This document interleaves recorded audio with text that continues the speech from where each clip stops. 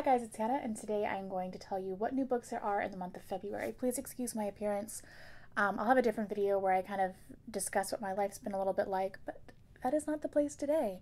It is my day off, and I don't feel like doing anything with my hair, so I'm not. This is bedhead, 100%. First book I'm going to talk about is From Bukhov with Love by Mariana Zapata. I'm kind of getting the whole From Russia with Love vibe from this, based solely on the name. I think this book is already out by the time I'm filming this. I am a little bit late to the game here. If someone were to ask Jasmine Santos to describe the last few years of her life in a single word, it would definitely be a 4-letter one. After 17 years and countless broken bones and broken promises, she knows her window to compete in figure skating is coming to a close. But when the offer of a lifetime comes in the form of an arrogant idiot who she's spent the last decade dreaming about pushing in front of a moving bus, Jasmine might have to consider everything, including Ivan Lukov. It's not where I thought it was going to go. This next one is called Straying, a novel by Molly McCloskey. And this comes out on the 20th of February. And I'm hoping it's just not about an affair, because that's too simple of a title, but let's see together. Alice, a young American, arrives in the west of Ireland with no plans and no strong attachments, except to her beloved mother, who raised her on her own. Alice falls in love with an Irishman, marries him, and settles down in a place whose customs she struggles to understand. In the course of a single hot summer, she remarks on an affair that breaks her marriage and sets her life on a new course. I spoke too soon. But it seems like there's some travel in there, and that just might be interesting. Okay, next one is I Stopped Somewhere by T.E. Carter, and this comes out on the 27th. This looks like a young adult novel. Tormented throughout middle school, Ellie begins her freshman year with a new look. She doesn't need to be popular, she just needs to blend in with the wallpaper. But when the unthinkable happens, Ellie finds herself trapped in a brutal assault, and she wasn't the first victim, and now she watches it happen again and again. She tries to hold on to her happier memories in order to get past the cold days, waiting for someone to find her. The problem is, no one searches for a girl they never even noticed in the first place. That got deeper than I thought it was going to be. That reminds me of Speak by Laurie Halse Anderson. I read that book such a long time ago. I think Lifetime made a movie of it, I want to say. It was actually very good. It reminds me of that a lot. And this next book is already out, and it is called The Unforgotten by Laura Powell. This looks like a good old standard fiction. It is the summer of 1956, and the 15-year-old Betty Broadbent has never left the Cornish fishing village of St. Steel, or ventured far beyond the walls of Hotel Eden, the slightly ramshackled boarding house run by her moody, unpredictable mother.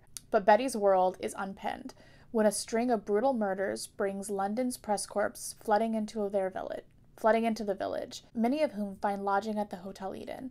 She is instantly transfixed by one of the reporters, the mysterious and strangely aloof Mr. Gallagher, and he, fully twice her age, seems equally transfixed by her. The unlikely relationship that blooms between Betty and Mr. Gallagher is overlaid with longing and desire, as it is with impropriety and even menace. And as the shocking death toll rises, both Betty and Mr. Gallagher are forced to make one devastating choice, one that will shape their own lives and the life of an innocent man forever. Weirdly enough, that seems like the most appealing book to me out of the ones that I've read. So I personally am most excited for that. I am curious to hear what you guys are most excited for, but I do have a couple more books for you. But please do let me know which one is at the top of your list, or if there are a couple, also let me know. This one is called Girl Unknown by Karen Perry. David and Caroline Connolly are swimming successfully through their marriage's middle years, raising 2 children, overseeing care for David's ailing mother, leading into their careers, both at David's university teaching job, where he's up for an important promotion, and at the ad agency, where Caroline has recently returned to work after years away while the children were little. The recent stresses of home renovation and a brief romantic betrayal, Caroline's, the Connollys know and care for each other deeply. Then one early fall afternoon, a student of sublime... Oh wow, that is a word I have never seen before. Waiflake. Probably not how you say it. Okay, continuing. Beauty appears in David's university office and says, "I think you might be my father." And the fact of a youthful passion that David has tried to forget comes rushing back. In the person of this intriguing young woman, the Connollys may have a chance to expand who they are and how much they can love, or they may be making themselves vulnerable to menace. The father either had an opportunity or a threat, but which is it? I'm not sure how I feel about that one. It went one way and then I don't know. That seems interesting. And this one is by an author that I feel like everybody knows. I've never read anything by her.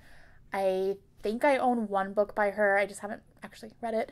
And it is called The Great Alone by Kristen Hanna. I always thought it was funny. I had a friend in high school who was really close to. Her name was Kirsten, so it was like one letter off, but it was kind of like the author's name was almost both of our names. It was one of those just funny things I always took notice of. Ernst Albright, a former POW, comes home from the Vietnam War a changed and volatile man. When he loses yet another job, he makes an impulsive decision. He will move his family north to Alaska, where they will live off the grid in America's last true frontier. 13-year-old Lenny, a girl coming of age in a tumultuous time, caught in the riptide of her parents' passionate, stormy relationship, dares to hope that a new land will lead to a better future for her family. She is desperate for a place to belong. Her mother, Cora, will do anything and go anywhere for the man she loves, even if it means following him into the unknown. At first, Alaska seems to be the answer to their prayers. In a wild, remote corner of the state, they find a fiercely independent community of strong men and even stronger women. The strong, sunlit days and the generosity of locals make up for the Albright's lack of preparation and dwindling resources. But as the winter approaches and darkness descends on Alaska, Ernst's fragile mental state deteriorates and the family begins to fracture. Soon the perils outside pale in comparison to threats from within. In their small cabin covered in snow, blanketed in 18 hours of night, Lenny and her mother learn the terrible truth. They are on their own. In the wild, there is no one to save them but themselves. Surprisingly sounds good. Like, I have a lot of high expectations when it comes to her as an author just because she's so well known. But yeah, I've never read any books by her. If you have, I feel like most people have, what is your favorite by Kristen Hanna? I'm curious. Because I'm not so sure I actually do own one by her. Is The Nightingale by her? I'm not sure, because that's the one I have. I hope that you guys enjoyed this. Forgive me for the little gap in videos. It may not have been more than like a couple days late, but I guess I'll briefly say I got a job and I'm working almost every day. So I'm just kind of getting into it and getting used to it. I'm just really, really tired all the time. So I haven't really felt like filming, but I felt like it today, and I'm going to try to get a couple videos up for you guys. If there are requests for other things that you would like to see from me, please let me know. I am definitely going to film my larger crystal collection because I freaking love crystals. And maybe I can go in depth on like little crystals that I carry with me throughout my day, and give more metaphysical properties and details about those because you guys also requested a video on that. But don't worry, book videos, obviously, like this, still coming your way.